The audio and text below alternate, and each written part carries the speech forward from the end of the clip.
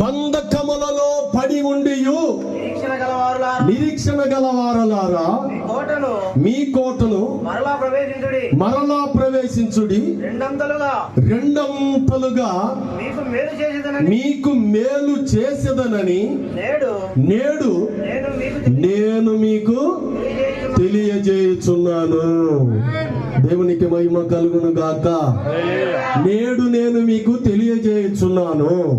ఈ ప్రార్థన పెట్టుకున్న తమ్ముడు సురేష్కు లేదా కుటుంబానికి, కుటుంబ బిడ్డలందరికీ, లేదా ఈ ప్రార్థనకు వచ్చిన మీ అందరికీ, ఇక్కడ కూర్చున్న మా అందరికీ, మాకు మీకు అందరికీ ఏం చేస్తున్నాడు ప్రభు అంటే, బంధకములలో ఉండి నిరీక్షణ లేని వాళ్ళారా అంటే, బంధకములనే వేదనలు, బంధకములనే శోధనలు, బంధకములనే కష్టములు, బంధకములనే నష్టములు, బంధకములనే బాధలు, బంధకములనే బరువులు, బంధకములనే నిందలు, బంధకములనే అవమానములు, బంధకములనే ప్రతి విధమైనటువంటి ఆ పరిస్థితి నీకు ఏదైతే ఎదురైతుందో, అయితే ఆ బంధకములనే ఆ పరిస్థితి నీకు ఎదురైనప్పుడు నీకు దేవుని పైన ఉన్నటువంటి ఆ నిరీక్షణ కలిగి ఉండవలసింది పోయి, నిరీక్షణ కాస్త ఏందంట, కోల్పోయిన వారులారా,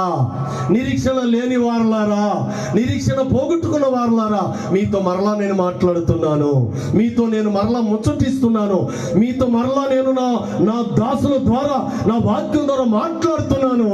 తిరిగి మరలా నా కోటకు ప్రవేశించనంటే, మీరు ఎక్కడైతే మీ నిరీక్షణ నా నుండి కోల్పోయారో, నా సన్నిధి నుండి కోల్పోయారో, నా యొక్క దైవజనుల నుంచి కోల్పోయారో, నా వాక్యం నుంచి కోల్పోయారో, ఇప్పటికైనా జ్ఞాపకం చేసుకొని తిరిగి మరలా నా కోటనబడిన నా సన్నిధికి రండి.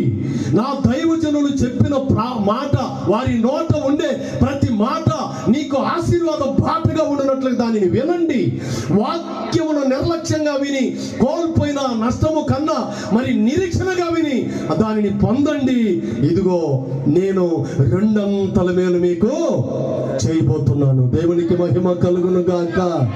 ఎన్నంతల మేలండి?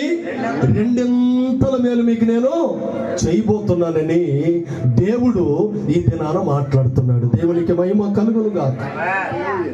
దేవుడు ఒకరికి మేలు చేస్తాడు, ఒకరికి కీడు చేస్తాడు అని ఏమీ లేదండి. దేవుడు అందరికీ మేలు చేస్తాడు. వాస్తవికంగా ఈ లోకంలో ఉండే